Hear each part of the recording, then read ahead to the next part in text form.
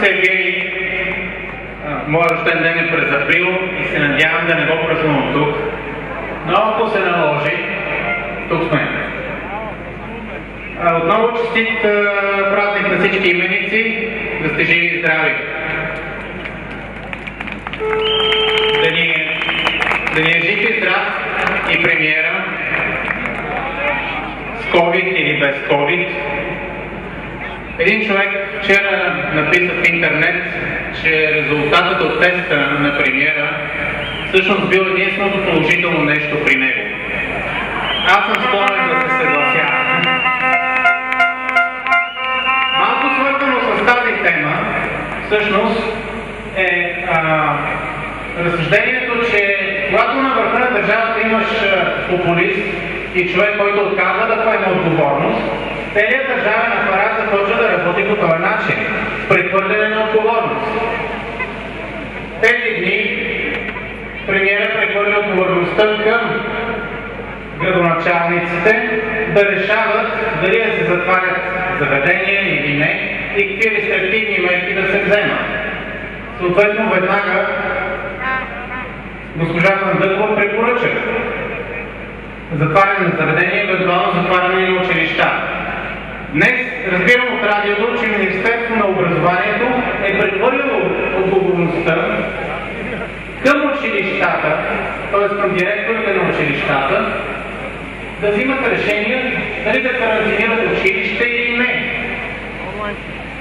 Съответно, можем да очакваме, че директорите, накиснати по този начин, ще прехвърлят отговорността към родителите.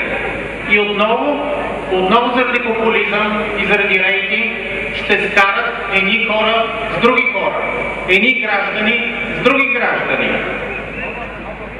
Това правят. До това води грижата за рейтинга на това управление и популизма. От друга страна, правителството може да прехвърли отговорността за непопулярни решения към кметовете, обаче ако става въпрос за децентрализация на властта, там буксуваме от години, особено за финансовата децентрализация и важните решения, които са свързани най-вече с парите.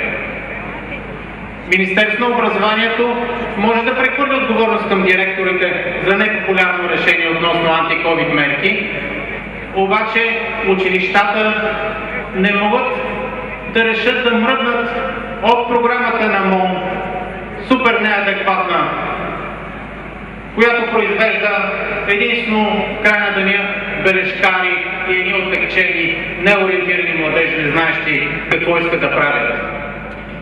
Не може училищен директор да реши да вкара, например, някои книги, които са много полезни и ще бъдат много по-полезни от задължителните книги. Параграф 22, например.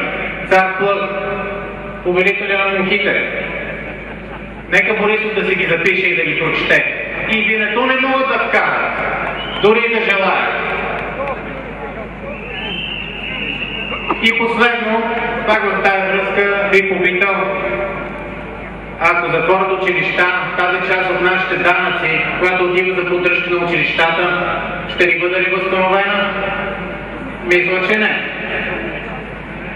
Приключвам и само една последна вметка относно прословутата изповед на премиера пред Доналд Туск, която е била много прочувствена. Вероятно в началото Борисов е подсмърчал, Туск му е подавал салфетки, край обратното.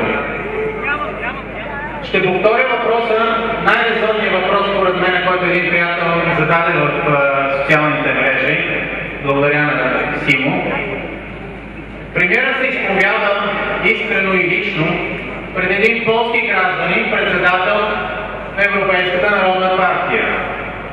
Защо не направи тази изповед пред нас, пред народа, пред суверена? Нали избран с нашите гласове? Не нашите тук, но гласове на български граждани. Защото народа не значи нищо за него. Той отива и се изповяда само на началниците, от които по някакъв начин зависи момента.